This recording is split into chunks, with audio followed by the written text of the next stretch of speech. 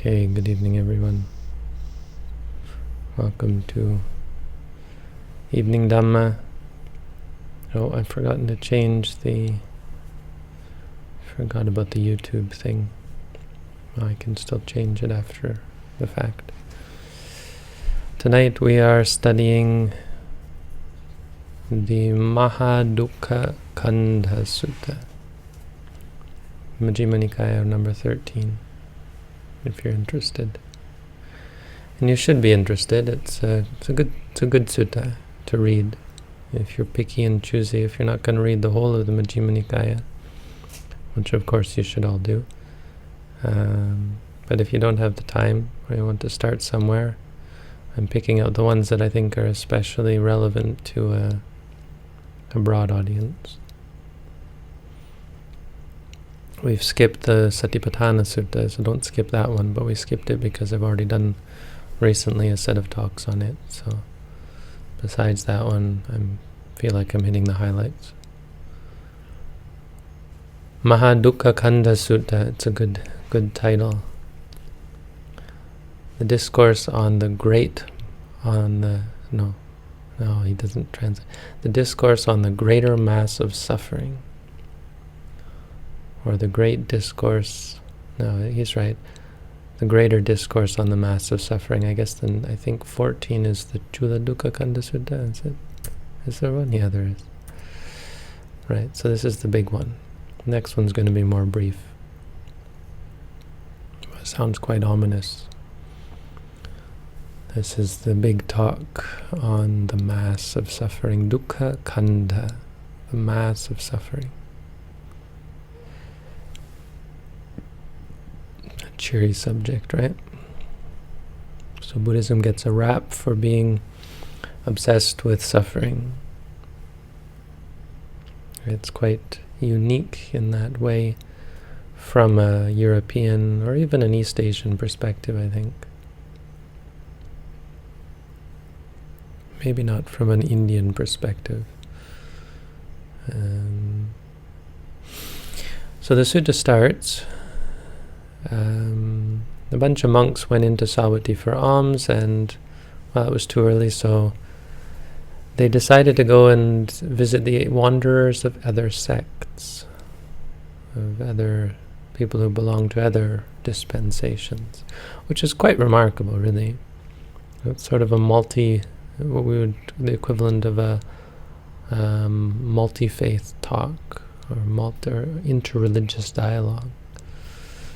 It was a big thing, because in India it wasn't so much that there were the big R religions, or the big named religions. There were teachers, and they all taught different things. And so I think Buddhism stands out, along with Jainism, as sort of being its own microcosm. But the people who would come to the Buddha and the atmosphere in India was kind of going to all sorts of teachers, right? That's what we get out of the texts that we have. So there were lots of different teachers teaching various things. And so going from one teacher to another, and, well, in this case, talking with other people from other religions, wasn't so much like an interreligious dialogue as it was, talking to fellow seekers on the path, I think. Of course, there was, I guess, a sense that these guys had it all wrong, because these were bhikkhus, we're talking about the monks, but I don't think it was as strong as saying, hey, I'm Buddhist and you're Hindu, or something like that. No. It was like, well, we follow this teacher, you follow that teacher. Let's go and see what they say. Let's go and learn another perspective. I mean, it kind of opens up the door for Buddhists to study other religions. And I think really everyone, to some extent, should study other religions. Not because Buddhism is lacking anything, or that because you might doubt Buddhism and think, hey, maybe that religion's better. But for people who are actually committed to Buddhism, it's quite useful to study other religions. It helps you understand your own religion, It helps test you, your knowledge, your confidence, your wisdom, your ability to discern good from bad, right from wrong. It broadens your horizons and helps you see it's not so much about Buddhist truth as it is about truth, and wherever truth is found, I can consider it truth. So anyway, these monks went to see these other recluses, and the recluses say something that's quite interesting. They say the Buddha, Gautama, this guy Gautama, who we know as the Buddha, he describes the full understanding of sensual pleasures and material form and feeling. And so do we.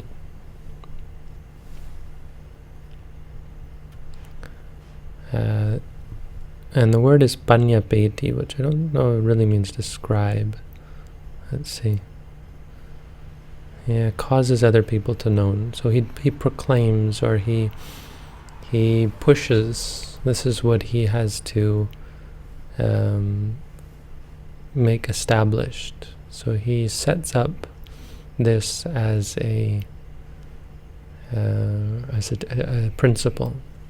The full understanding of sensual pleasures, the full understanding of material form, and the full understanding of feeling. And we do too, they say. We do this very same thing. So what is the distinction? What is the difference between our teaching and the Buddhist teaching, the Gautama's teaching? And the monks neither approved or disapproved of this. They didn't really know what to say, it seems. And so they went back and told the Buddha, and the Buddha explained to them what the response should be. Before we get into the response, and that's of course the main body of the sutta, I just want to stop and appreciate the milieu that was clearly surrounding, or seems to be surrounding, the Buddha. We only have these sources, Buddhist sources, Jain sources, the Upanishads, that sort of thing, to paint a picture of what was actually going on. But assuming this is what was going on, regardless, looking at the text that we have extant, this kind of question, or this kind of debate, is, I think, relatively unique. And I want to stress this because it's easy to make the mistake that religions are basically the same. Now, we don't want to harp on how our religion is superior or it's the only religion, but to be really clear, there are very different types of what we might call religion in the world. And you might, as an anthropologist, look at similar aspects. And anthropology does, I think, a really good job at messing things up by focusing very much on what ordinary people do. And while that's quite interesting, it kind of messes things up for religion, because religion isn't really about what ordinary people do.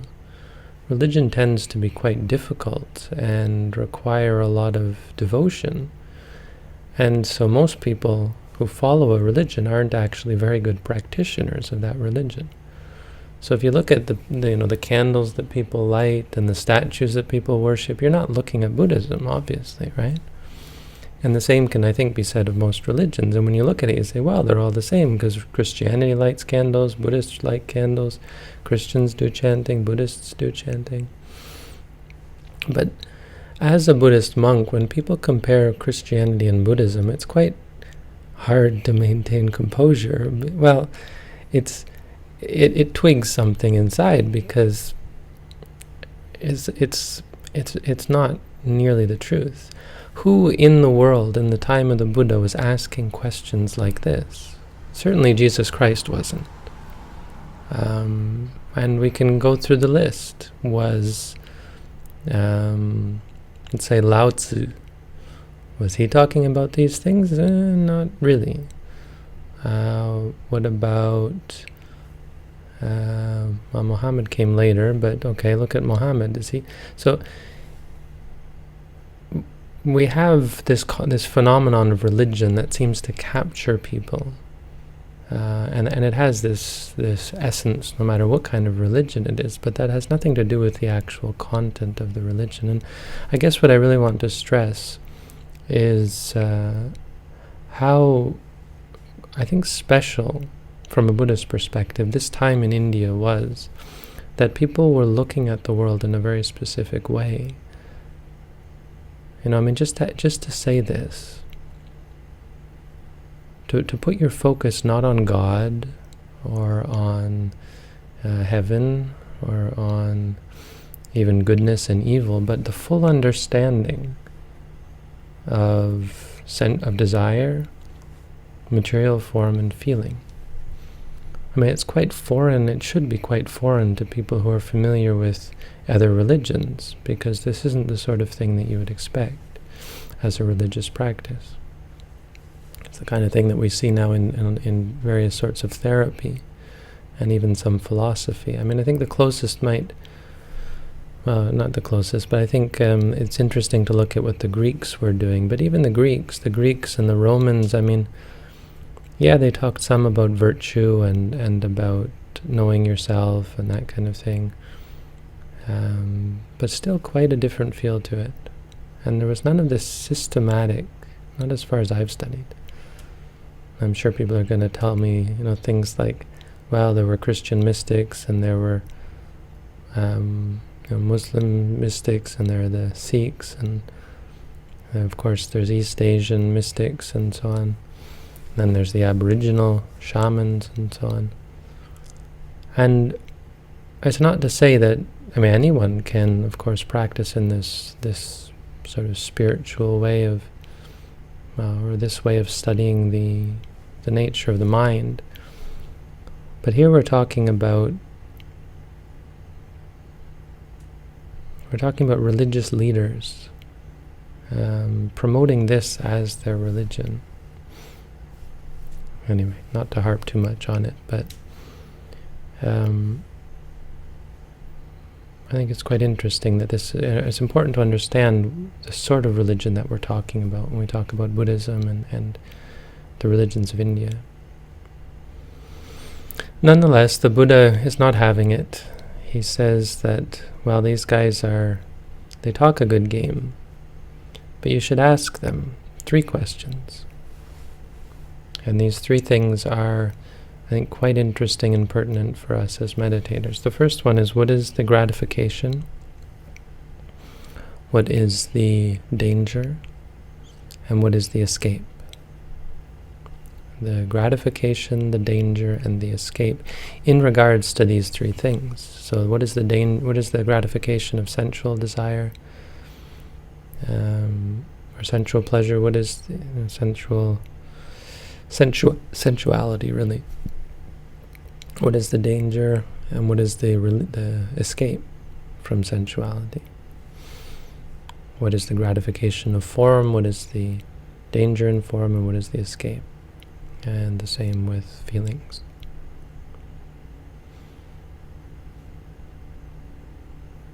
And he says they won't be able to answer. And he's gonna and he says, let me teach you this framework. What is the gratification, the danger, and the escape? So first, let's break this down. When we talk about these 3 aspects of experience, which is what they really are, we're focusing in on the process, or the aspects of the process of craving, of clinging, of desire, of suffering, really. Remember, this is the discourse about suffering. And these 3 things are understood, and again, not just by the Buddha, but in this sort of milieu, in this environment that the Buddha found himself in. This was the sort of thing that, remarkably, a lot of people were talking about, it seems. That craving was the cause of suffering. That it was this thirst, this desire, this ambition, striving for things that couldn't satisfy us.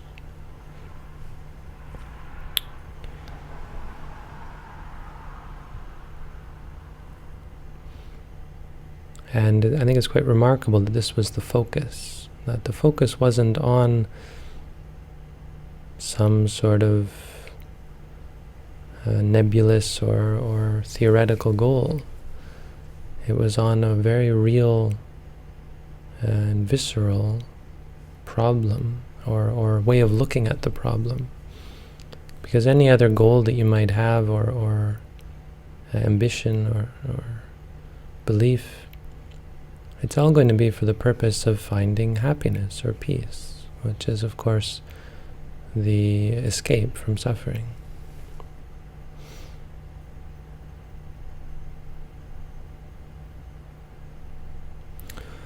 So what are the three? The three are sensuality. Sensuality refers to, and the Buddha goes through this, it goes through it. The sensuality is our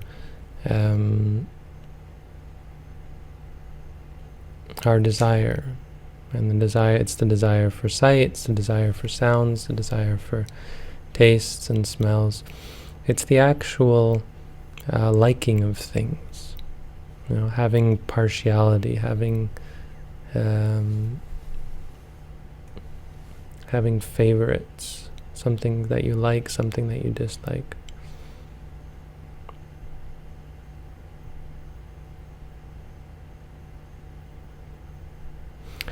Form is the object of the liking. So form is a beautiful body, or a beautiful flower, or it's a beautiful sound, or it's a nice smell. It's even comfortable, soft touches. It's the physical aspect. Oh yeah, I caught a mosquito. Well, it'll last. If it doesn't bite me and give me West Nile virus, it'll be okay.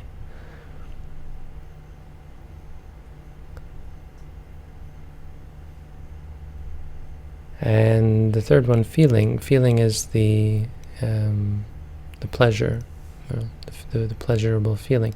And if it sounds like these are very much related, I mean, they really are. What the Buddha is doing is he's pulling apart really a single process. The process of the experience of craving. There are at least three aspects. I would add a fourth in here, and that's the thoughts. It's not really a part of the process, but it's important. What you think about things, and as a result, your views about things, that really has an impact on the process, but it's not directly a part, so it's not wrong that it was not included here. But these three definitely are important. If anyone's concerned about addiction, people ask questions about addiction, and we all have addictions. I mean, this is the practice that frees us from them. I mean, this specifically is how we attack an addiction, basing our practice around these three things. So what's the gratification of sensual pleasures?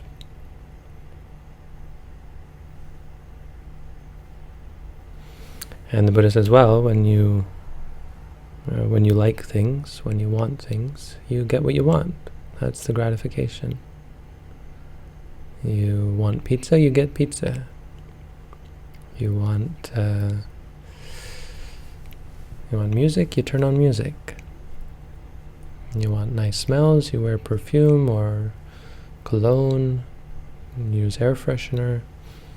All of these things, you can get what you want. And that's what we do. That's gratification. I'd like to point out something that's actually quite important about the gratification. It's that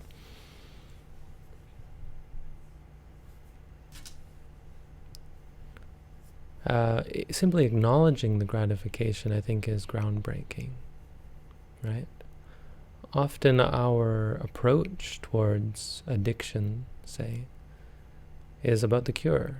It's an ingrained conceiving of the addiction as something bad. which, it is bad, but the conceiving of it as something bad is a negative. It's a kind of a fear or an aversion to it. Acknowledging the gratification is to acknowledge what's deeply rooted in the mind, and that's the belief that this is a good thing, right? And it's like therapy. You have to acknowledge, and this is why a big part of our practice is simply acknowledging all the bad stuff and acknowledging it objectively without judgment. You don't have to say, hey, this is bad. How can I get rid of this or this? And this is a mistake that people make, of course, is to hate themselves and hate their addictions and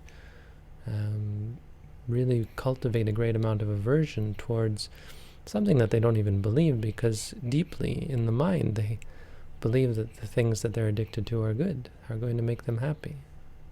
It's not just physical. The addiction is based on a deep-rooted conception that something is stable, satisfying, or controllable, or all the three. And so the first part of our practice is really about being mindful about the gratification, about the good side of these three things.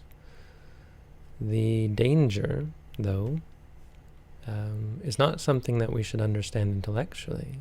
It's something that we start to see as we observe. And we say, okay, so objectively we will look at this. Yes, there is this gratification.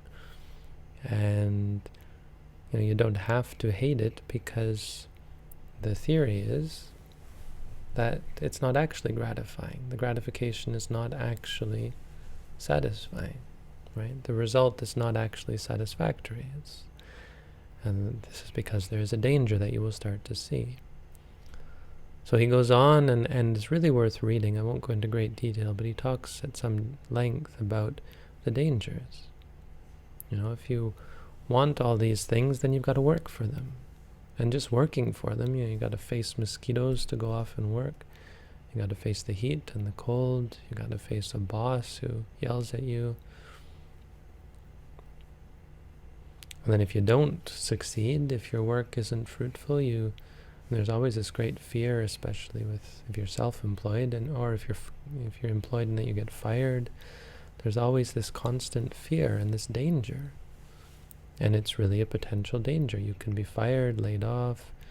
You can not succeed in your business. And you work so hard for things and then you don't get them. And it's a great suffering that comes, of course, from not getting what you want. And once you get the things that you want, well, then you have to protect them. So you get this nice house, and then it gets hit by a hurricane or earthquake, or you get all these nice things, and then you have to worry about locking your doors because you have all these valuables.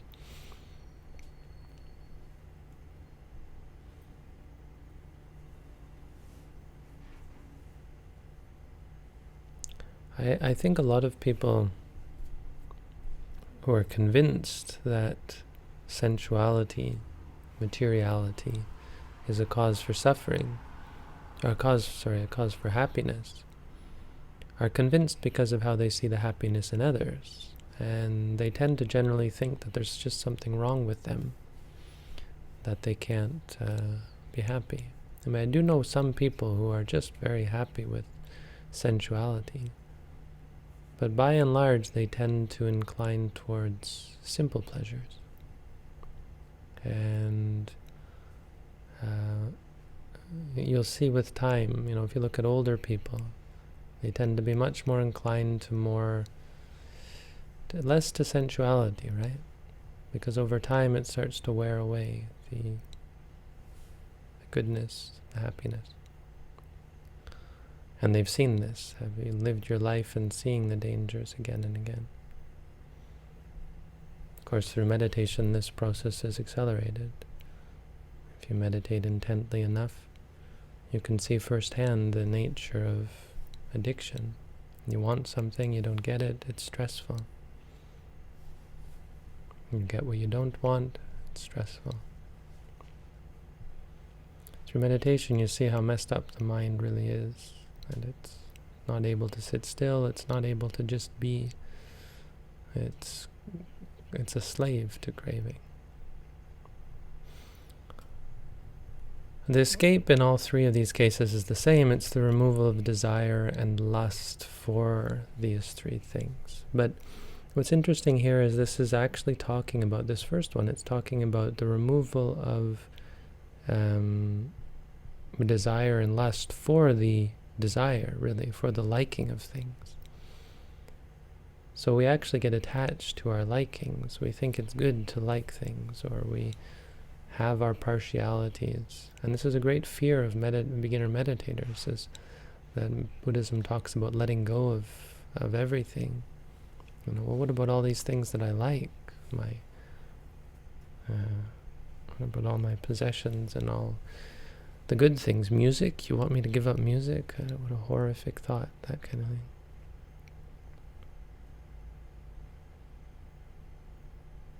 But Buddhism doesn't talk about giving up things that you want. It talks about looking at the things you want and understanding them and seeing the danger. Once you see the danger, then you, of course, are able to escape from it. Just by virtue of seeing the danger and understanding that it's not worth it. Material form, the second one. So the gratification relates to, it's very similar to the first one, but here specifically talking about the object of your desires.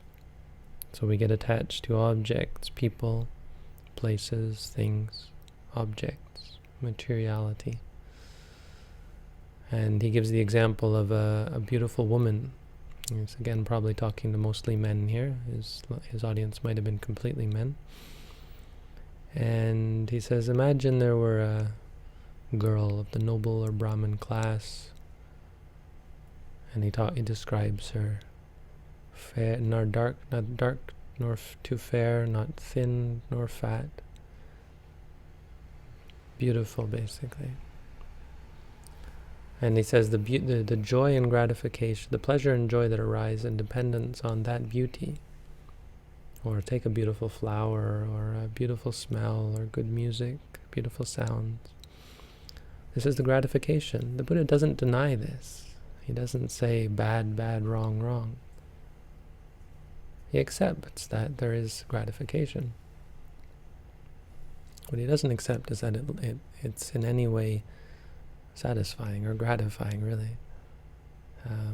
Because these moments do little more than to serve to stoke our desire. They don't actually satisfy. Again, it's like a dog with a bone. A dog can never be satiated from chewing on a blood-smeared bone. It's even worse than that, because there's the addiction that's associated with it. And you're cultivating the habit of wanting. And he says, what's the danger? Well, in this instance, he talks about, well, what about when this woman gets very old, and when she's dying, lying fouled in her own urine and excrement, the beauty has vanished. For flowers, the beauty vanishes. Everything has its vanishing as a danger. The change as a danger. And it relates to our desire, right? When you desire something, when you like something, when you want something, it all comes crashing down when things change. I mean, this goes on throughout our lives. During the times when you can't have what you want, there's stress, there's suffering, there's boredom, there's frustration, there's displeasure. Just having to sit through this talk in many ways is difficult, because we would rather be doing something else, even though we might want to hear the Buddha's teaching. It's still not easy, because our minds are jumping and saying, hey, remember those things that we liked. This is what desire does.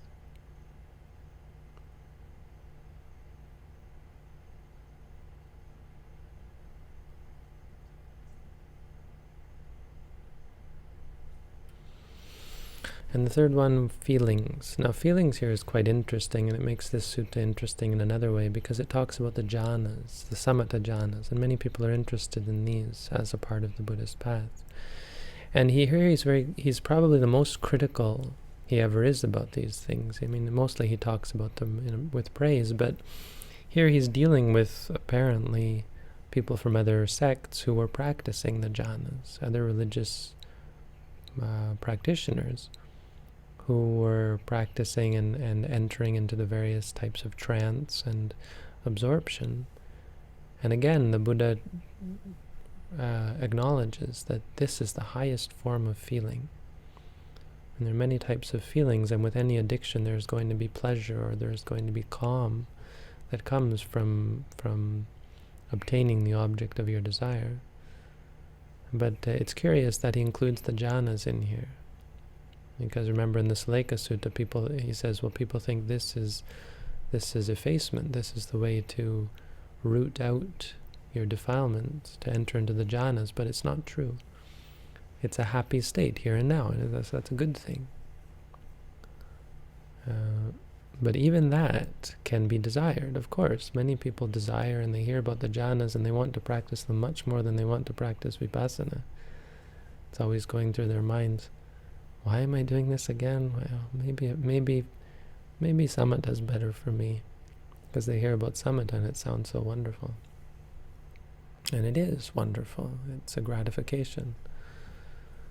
But he says the problem with feelings, and here he's including the jhanas, is that they're impermanent, unsatisfying, and subject to change. They're not self. They have no entity to them. They come and they go. So you can practice meditation that's quite comfortable, quite pleasing, and if your meditation is quite pleasing, well, great, good for you. But it's not actually satisfying. There's not anything that comes from it. I mean, I think with all three of these, the thing that we have to ask ourselves is, what comes of it? What good is it? And we often fail to do this in regards to sensuality. Rather than having a coherent or a cogent, a clear picture, hey, this is good for me, and hey, this is a good thing, we're just stuck. And this is how an addict is. The addict usually knows that they're addicted, and is just powerless to get out of it.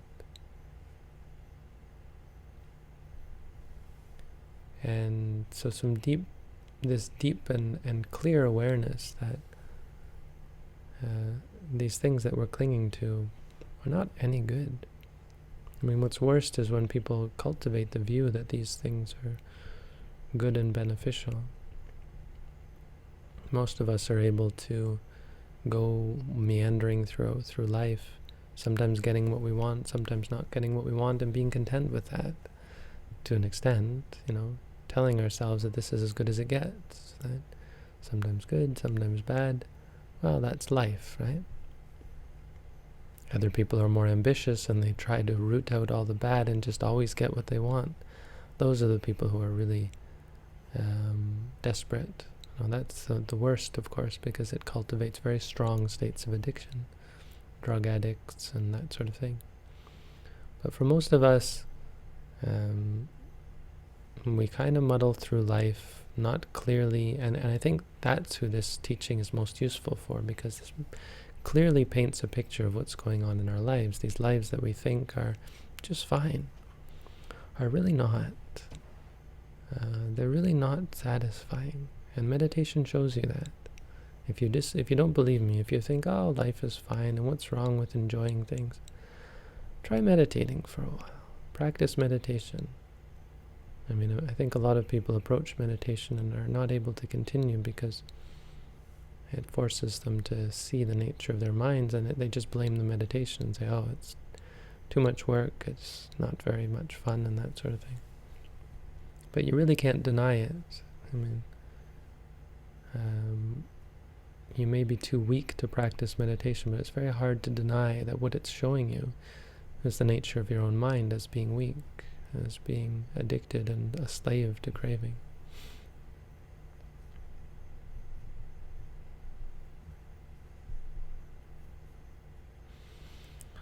That's about all. It's a simple sutta, but it's definitely worth reading. If you have time, read through it. You get a deeper understanding of it than what I've just talked about. But hopefully this has been a little bit of a sort of a fleshing out of the sutta, or a commentary on it that allows it to resonate with us as meditators. Again, focusing on these things. I mean, it's really describing the four satipatthana. So we have the form. When you're addicted to something, there's the visual, right? You see something, and with mindfulness, you note the seeing. You note that you're seeing something. There's the feelings, the pleasure in seeing beautiful things, the feeling that comes up, and so you note the feeling. There's the liking of it, and so you note the liking. Even noting the liking is addictive. It's habit forming.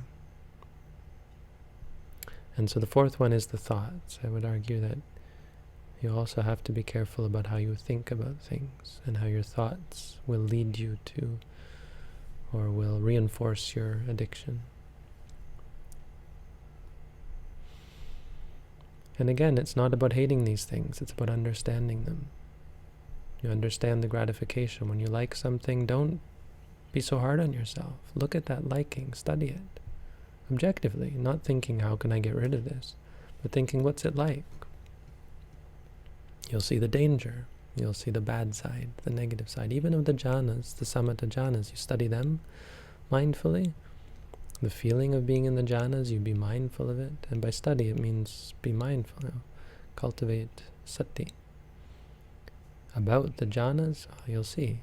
Yeah, they're impermanent, unsatisfying, and uncontrollable. Not me, not mine, not myself, not the goal, not freedom from suffering. So there you go. That's the Dhamma for tonight. Thank you all for tuning in. I gotta go put a mosquito outside.